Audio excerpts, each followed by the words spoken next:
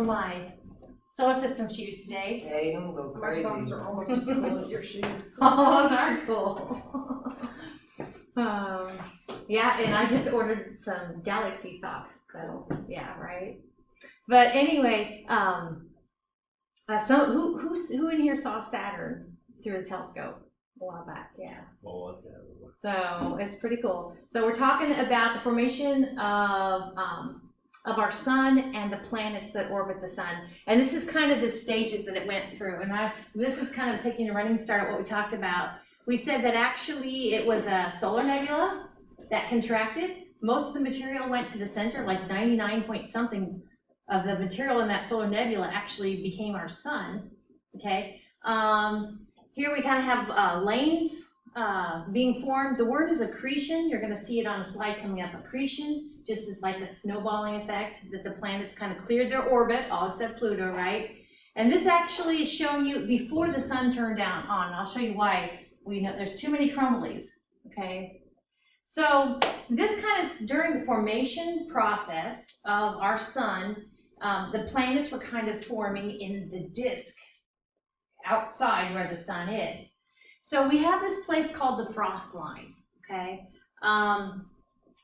So by the way, this accretion, the snowballing stuff, this had to do actually with gravity and electrostatic attraction. So what does the frost line mean? Well, you guys told me that this is the sun, right? You guys told me that the sun here, hey Courtney. So you guys told me that it's hotter near the sun, okay? And the way this works is that ices, and I'll draw a little line up here, ice, if it was near the sun, would be a gas. Water would be a gas. If ice or water is out here near Neptune and Uranus, it wouldn't be a gas, it would be a solid. Okay, so if it's a solid, it can go ahead and snowball into a planet. Okay, here it cannot. So we kind of have what's called the frost line, and closer to the sun from the frost line, what can go ahead and solidify at these warmer temperatures are metals and such. So we have kind of our terrestrial planets on this side of the frost line, our terrestrial planets on the inside, closer to the sun. Okay, because that's where metals could go ahead and liquefy, maybe even solidify. So now I like this little chart. I'm looking for my thing I can draw with. I like this chart because notice over here, the table on the far right, what is the most abundant thing in the solar nebula? Sometimes I turn this into a test question. Right here, this is the abundance. What's most abundant in the solar nebula? Hydrogen, yeah, hydrogen and helium. 98% of that stuff was hydrogen, okay? Then we've got kind of a breakdown of hydrogen compounds. Water is a hydrogen compound. Methane, the formula for methane is CH4, that's a hydrogen compound. Ammonia, hydrogen, it's nitrogen, hydrogen, NH3. So the frost line was basically kind of separated what would, this is the warm side of the frost line. Your rocks and your metals could go ahead and solidify, and on the cold side, actually I should say on the cold side, the only thing that could solidify are your hydrogen compounds. So that's kind of how that works. So when we talk about frost line, just to be sure, so I've got the planets listed up here in a minute. I'm gonna kind of ask you guys what you think, what comes to mind when you think of these planets. But just so we're on the same page, the frost line was right here.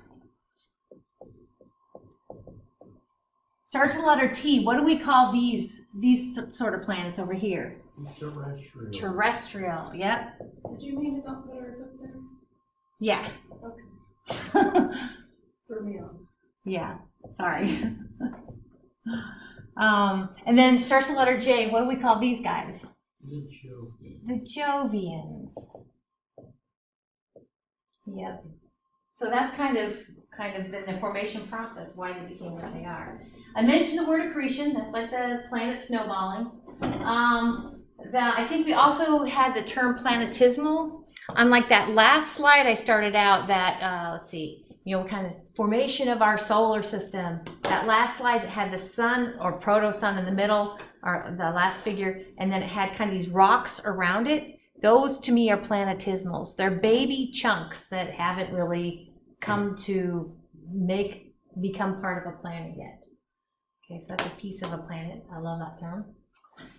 All right, so this is kind of taking off where the last figure left off. Picking up where the last figure left off. So here we have our proto-sun, and we have our kind of planetismals here.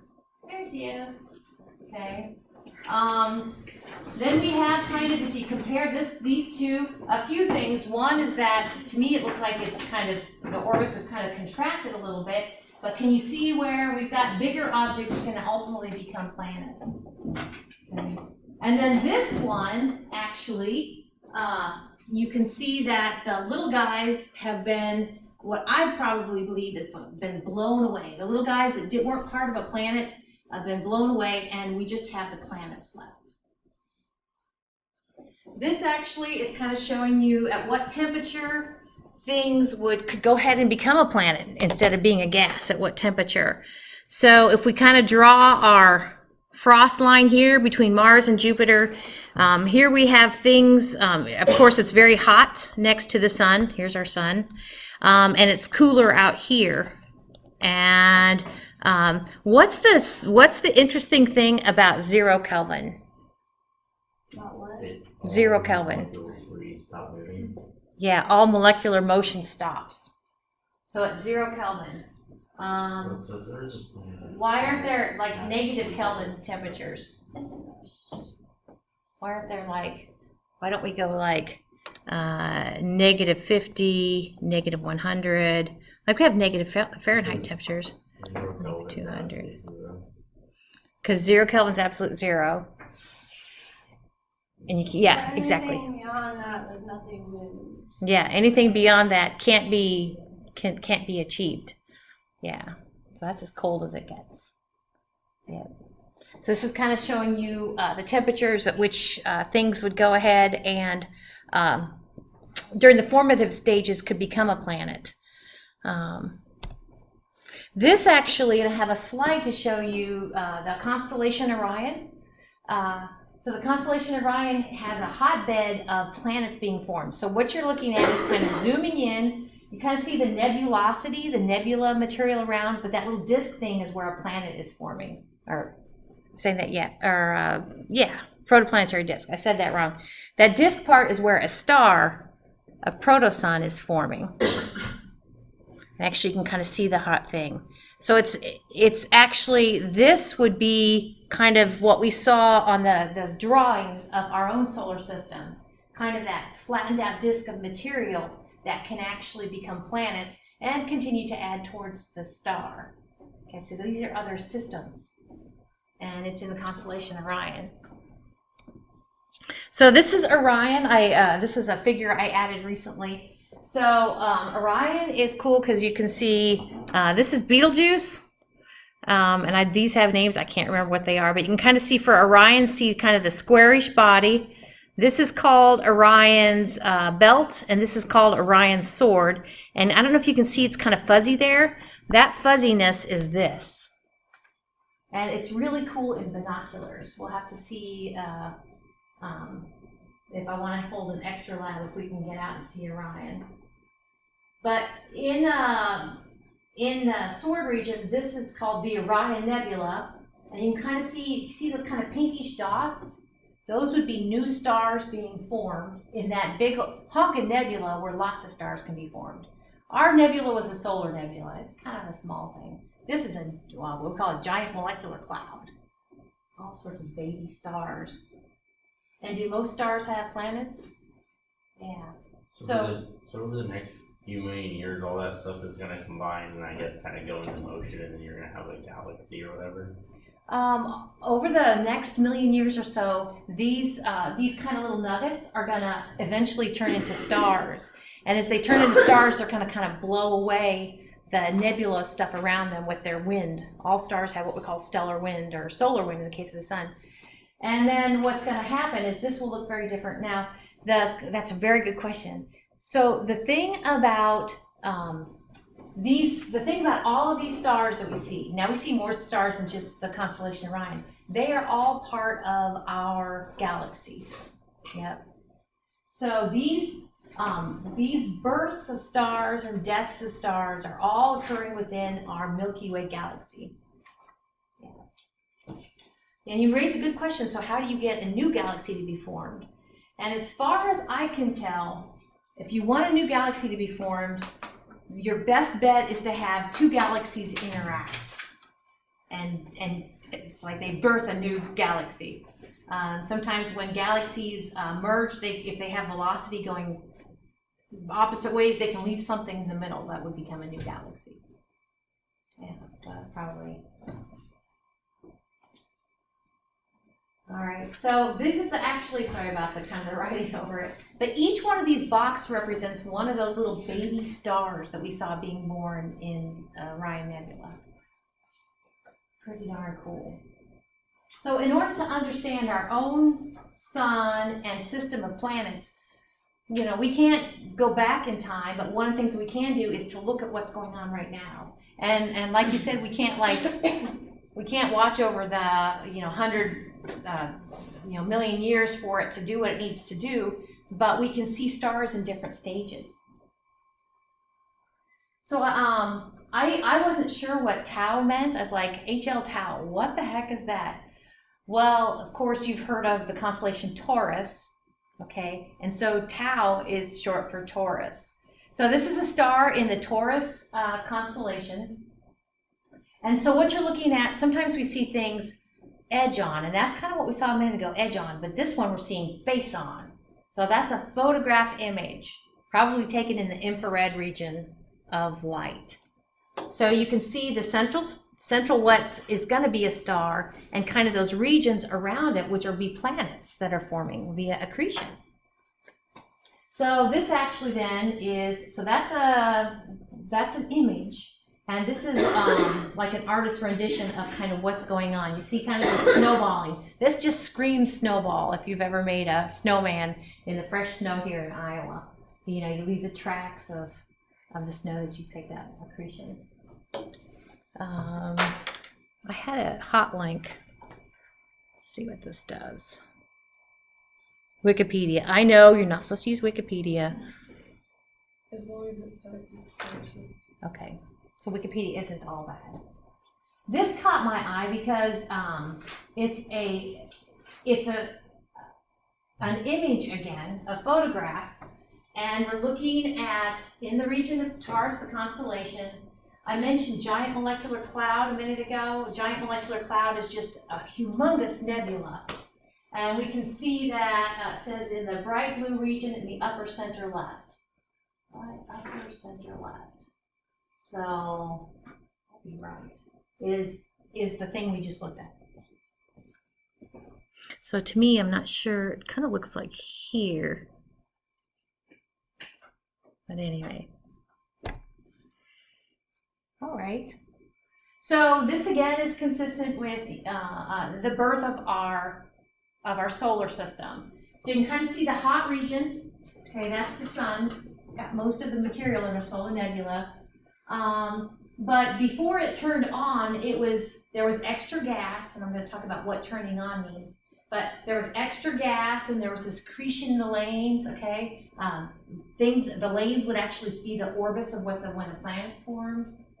Now out here we have, and then we have the frost line we've talked about between Mars and Jupiter. So out here where it's colder, actually things could go ahead, those hydrocarbons, the methane, the water, the ammonia could go ahead and liquefy and condense and actually make our gas giants. So they have, starting here, do these guys have moons? Yeah, in general, yeah, they all have moons. These guys kind of hit and miss. Mercury, no moon. Venus, no moon. Earth, one humongous moon. Mars, it's got potato moons. Okay, but these have a series of moons. And this kind of talks a little bit of why that would be. So this is our sun doing its thing. This is before it turned on and all that. Here are planets accreting. Beyond the frost line, we have our Jovian planets doing their thing. And can you kind of see the swirliness? This would be like around Jupiter. So around Jupiter, it has its own little swirliness. Jupiter has a lot of moons. Guess what? That disk of material that is actually swirling around Jupiter was such that those could go ahead and make lanes and make cool moons that have been with the planet ever since. So we have the accretion process going out here to make the moons of the Jovian planets. So I mentioned turning on and all that, and some of you guys, well, I don't know where it's going to be in my notes, but somewhere in my notes it's going to be sun turned on 4.6 billion years ago.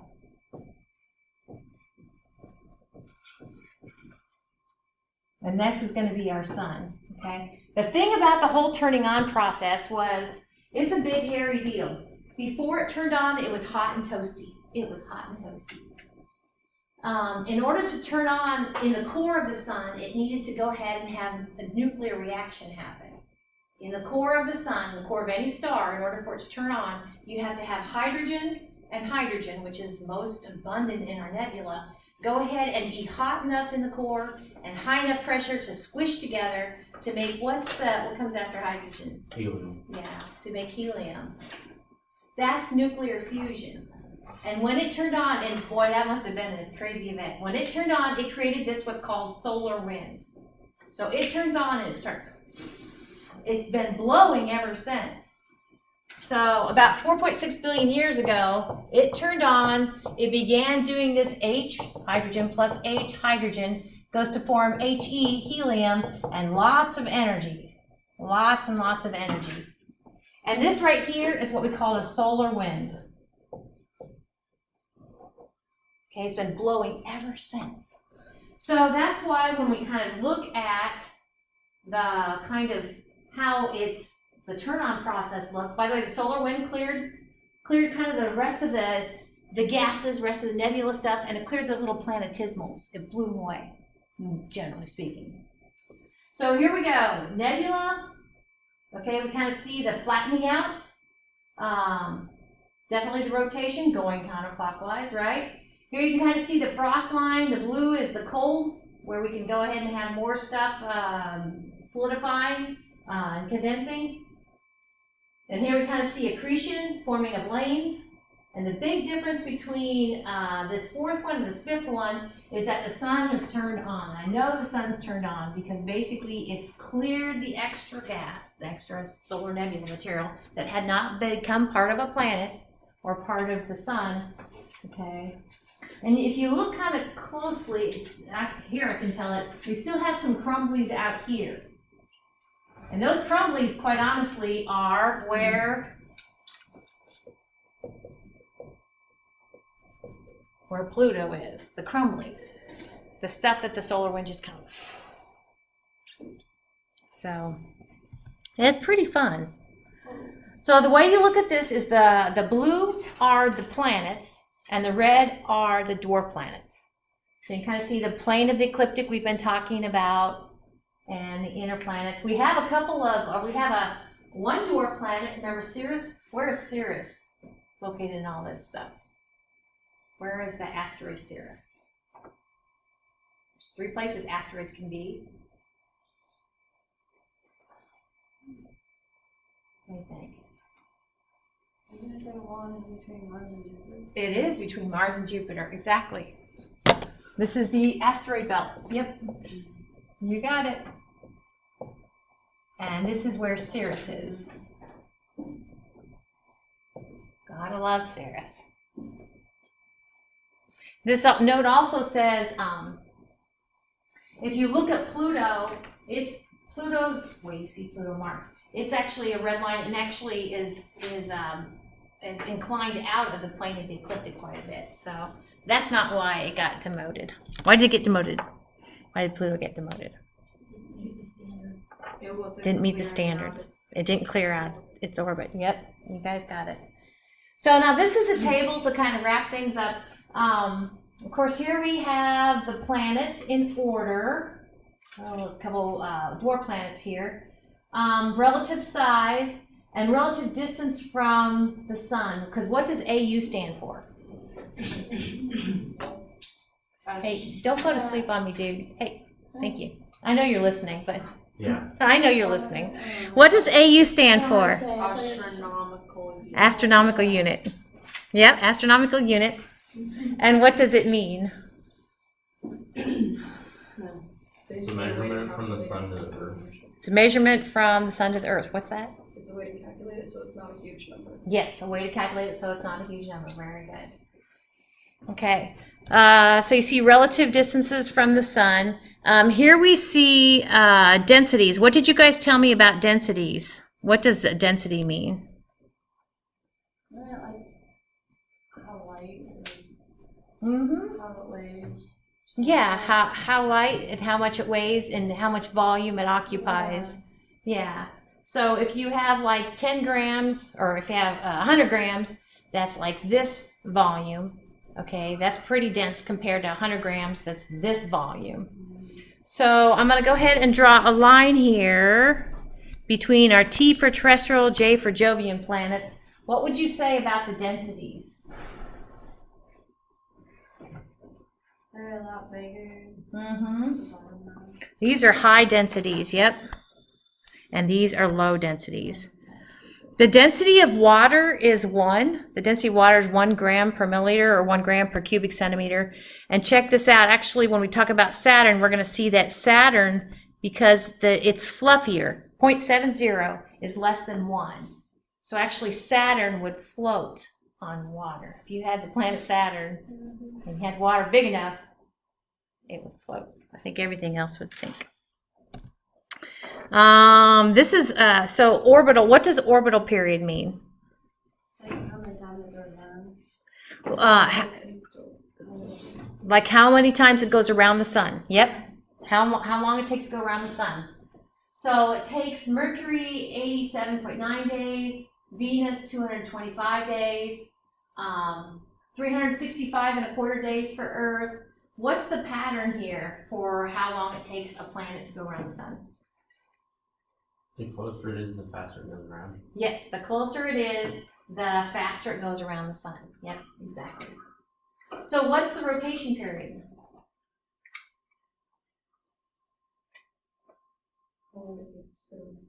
Yep, rotation is how long it takes to spin on its axis one time. Check this out. Even though Mercury goes fast around the sun, how long does it take to complete one spin on its axis of rotation? 58.6 days. Yeah. It's a slow spinner. I just think that is so cool. How about Jupiter up there? It's a big planet. It takes 9.3 hours. Mm-hmm. Jupiter's a fast spinner. Yeah, 9.93 hours. Yeah. Whoa. Or Venus takes 243 days. Oh, I forgot about that. Is it even moving? Yeah. It takes a year and 20 days to spin one time. It takes a Venus year and 20 days. Well, there's 365 days in one of our years, so it's a little less than a year. Yeah, it's a little less than a year, but it takes a long time. You said it takes a year? It said it takes one Venus year and 20 times. Oh. Oh, okay. You're saying it takes a year. So he's comparing these two. Oh, Yeah, okay, not Earth year. Gotcha. Very good. Well, what about the tilt? What's Earth's tilt? 23.5. 23.5 degrees. Yep, there you go. Mercury is perfect. And sometimes Mars is eerily similar to Earth. 25.2. Check out Venus. Whoa. Yeah, okay. So, how does that work? So this is, okay, so, yeah. Yeah, so here's 90, wait, okay. This is 0, 90. No, So what is this? that's 180. 180. So just 3 degrees. Whoa. Like, really? And honestly, and I kind of mentioned it before, but if we look at the pole that's on top, like if we're looking at our solar system, this is Venus. We're going to see that Venus actually spins on its axis clockwise. And this one is counterclockwise, and this one's clockwise. So all the other planets go spin or rotate counterclockwise. Venus is clockwise. So if it was facing up, it would be going counterclockwise. Right. But because of its axis. Right. Mm-hmm. And how did Earth's axis of rotation get tilted? 23.5 degrees, do we think? We get hit. Mm-hmm. We think we got smacked. Something schmacked us. Schmacked us. And so we think that Venus got schmacked even worse. Wow. Yeah. So that's kind of. Takes a bit of smacked it. Upside down. How cold did I say Pluto was? Do you guys remember? 5 degrees. Yeah. I said 5. They're saying the cloud top, our surface temperature is 44, so I said 5. What is it in Fahrenheit? So in Fahrenheit, I know in Celsius, you subtract 273. So 44 minus 273 will give you the Celsius temperature. Yeah. That's cold. What about Earth's average temperature? It's another 90. 290. What about Venus's? What? Yep. Is that just bizarre? And actually, Wait. Okay, Mercury is closer than Venus, but Venus is hotter than Mercury. right. And bottom line there is, and the reason Venus is at 740 is because it's shrouded in a thick atmosphere, carbon dioxide. So the greenhouse gas that we're concerned about is actually what Venus has a crazy dose of. So Venus has got carbon dioxide doing all that warming. All of this stuff. But this actually is a strange thing about, check this out. So we said that spins on its axis, Mercury takes almost 59 days to complete one spin, whereas we spin in 24 hours. So the thing is since it's such a slow spinner, this is Mercury now, since Mercury is such a slow spinner, the side that's close to the sun is scorching, 700 Kelvin. The nighttime side of Mercury is really cold because it's such a slow darn spinner. So that's why it's got such that contrast. All right, so go ahead and extend this line over. And this actually is what we were talking about. What makes up these terrestrial planets? Rocks and metals. What makes up these Jovian planets? Gases.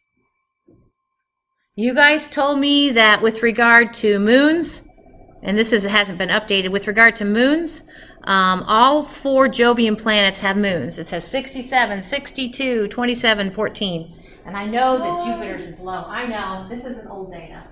Jupiter's got even more than 60. Why does it say we don't have a moon? Oh, rings, never mind, that's a ring. Wait a minute. No moon. Oh no! They said we have one moon, but then the next one says moon question no. Good job, guys. So I don't have the homework listed, but when we met, what is today, Wednesday? No, it's Monday. When we met Friday, oh, I wish it was Monday. When we met last Friday, I gave you a handout. I still have a couple of handouts for if you weren't here on Friday to give you what the homework is, okay? Now, rhetorical question of sorts. Is this homework due, what is today, Monday? Is this homework due Wednesday? Yes, but no. Yes, but no. Just get it done. Just get it done, but if you get it done early, you get an extra credit point. So, how do we turn it in? and how do you turn it in? Canvas or physical copy? Either way. What about the turn it in? How do we turn it into Canvas if it's not there? Or is it there? It's there, yeah. Yeah. Oh, no. They should. You should have like a little thing that says homework assignment part 2 underscore 1. Questions in there? Or you do? Yeah, it should say homework. It's just like normal. So I'll just do the homework.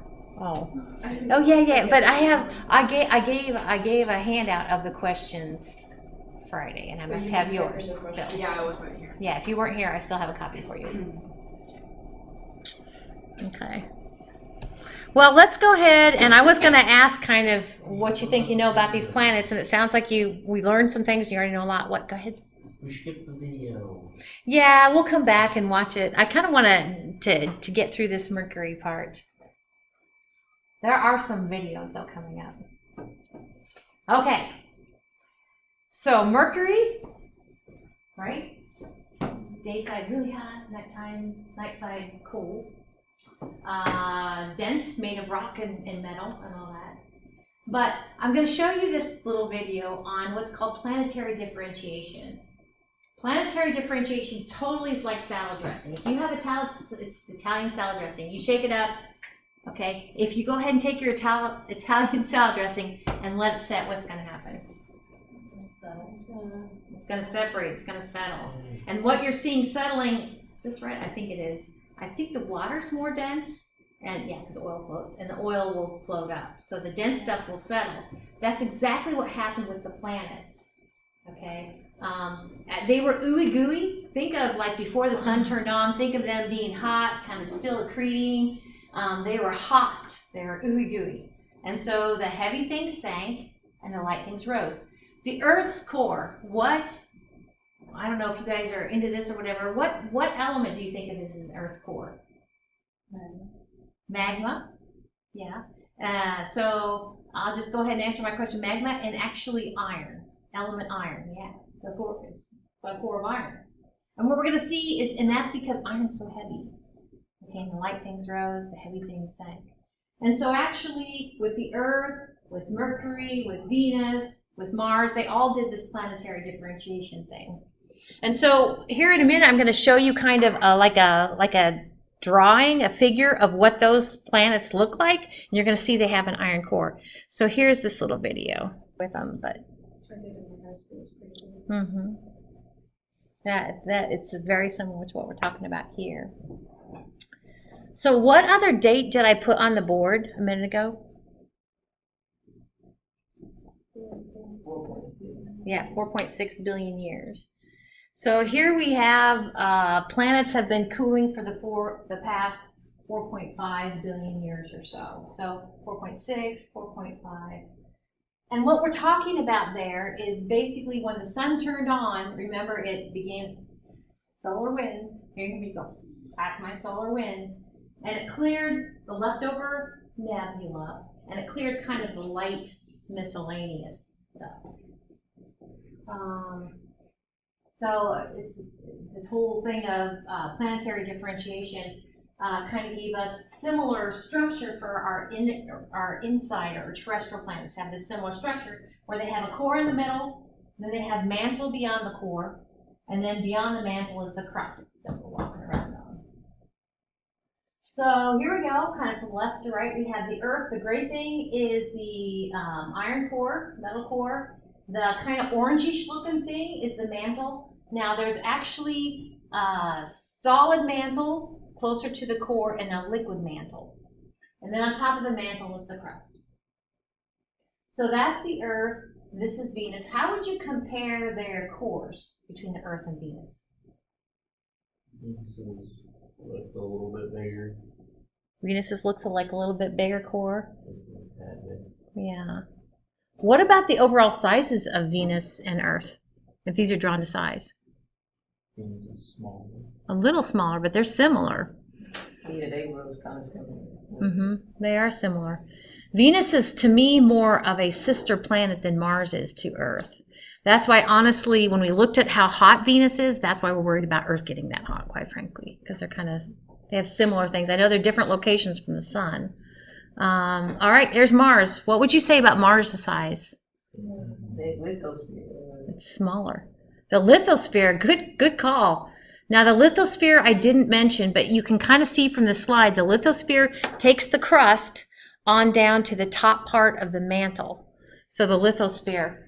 And I think this is right. When we talk about plate tectonics on Earth, like the Earth's crust, and oh my goodness, we had an earthquake near Indonesia under that humongous body of water. And that's, if you take the Indian Ocean, Indonesia, but a large body of water and an earthquake underneath, it makes this big shock wave that makes this humongous wave of water, and that's the tsunami.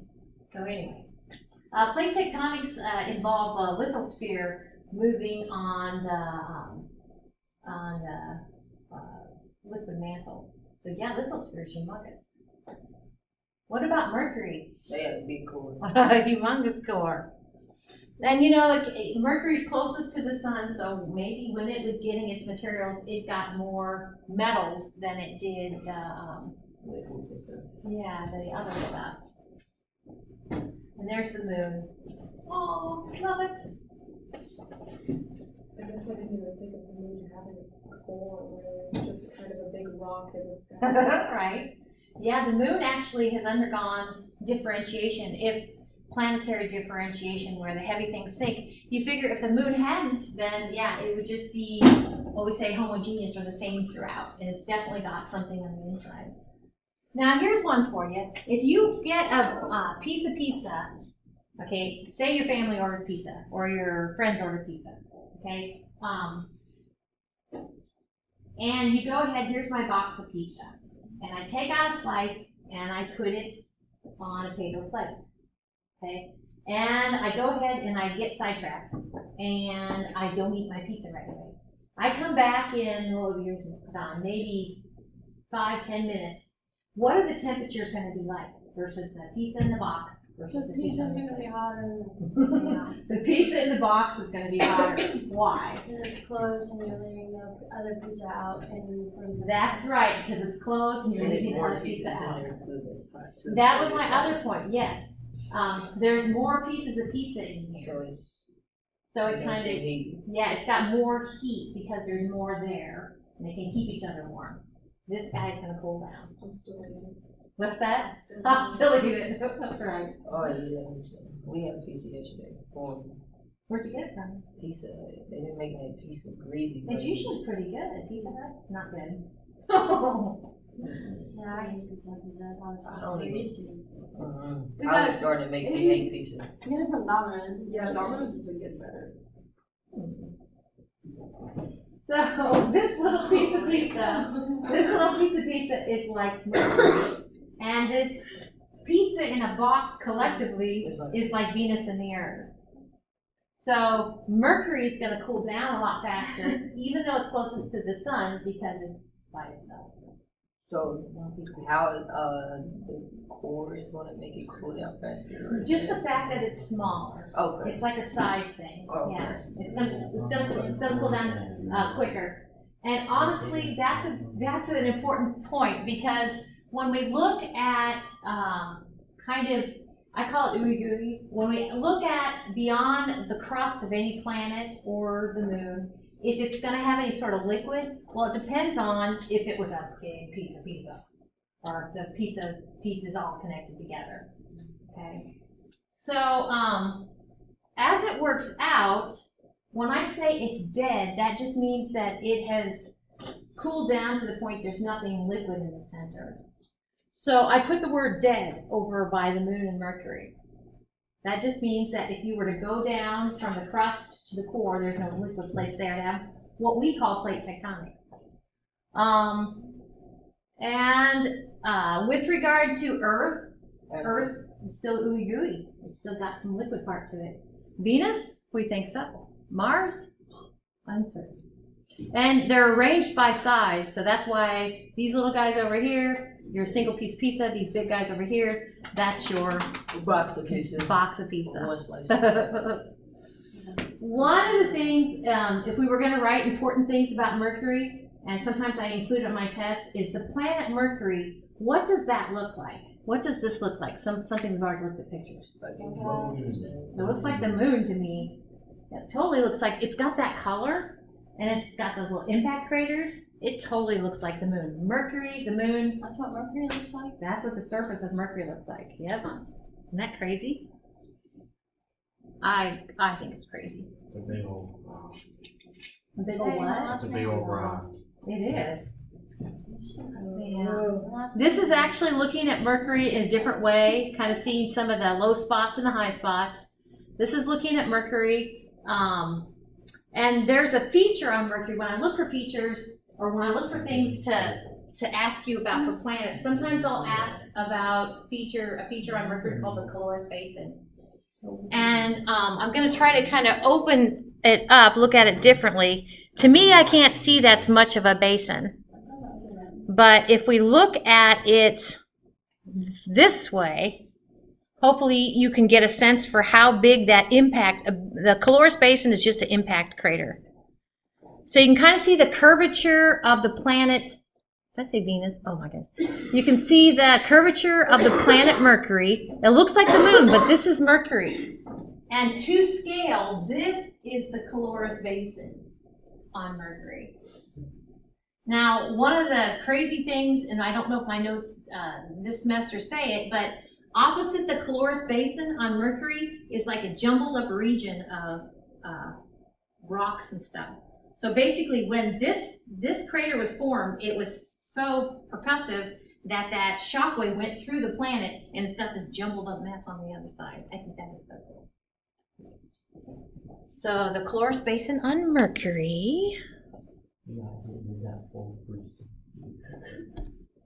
Okay. Now other planets have this, but here's a picture of, it's called a scarp. One of the things I think I'm going to do Friday or maybe Wednesday is I'm going to take you to a computer lab where you guys can print out these slides and see how easy it is, because printing out the slides can actually help you do better in this class. Because actually this class is set up so you print out the slides.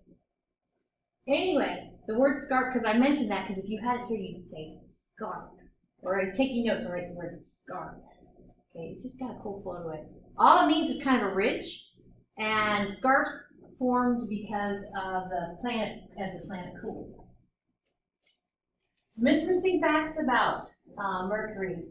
Actually, Mercury, they found solid ice at the poles, kind of hiding in some craters.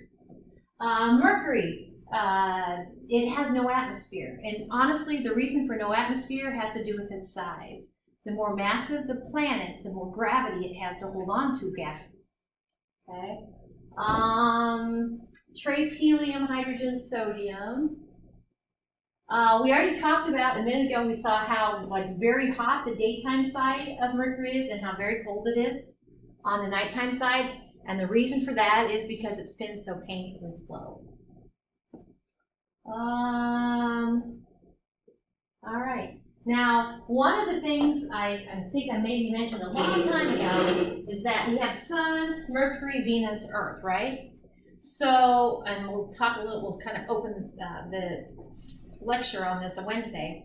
But basically, because Mercury and Venus are what we call inner planets to Earth's orbit, we will only see them close to the Sun, okay?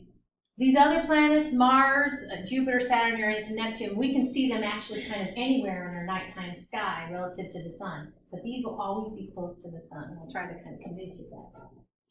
So I went ahead and I wanted to get this far. So this will actually, if you're going for 11 out of 10, which I think you all should do because it will be good, this would be due when we meet again on Wednesday. Otherwise, it's due when you come take your test for a possible of 10 out of 10. Any questions? And don't forget when you submit them, either paper or in Canvas, now I've got a new little fun twist that it's going to be go through what's called Turnitin. And Turnitin is a tool that teachers have where it will check the cloud for your answers. So you submit an answer, you just need to make sure it's unique. So if you just copied and pasted from the internet an answer to a question, it's going to find it. So, and then if it finds it, then it actually, the report shows the instructor where the reference was. The instructor, which is me, thinks it's close enough, then you won't get any points for that. Okay. Any questions? All right. So we'll see you on Wednesday.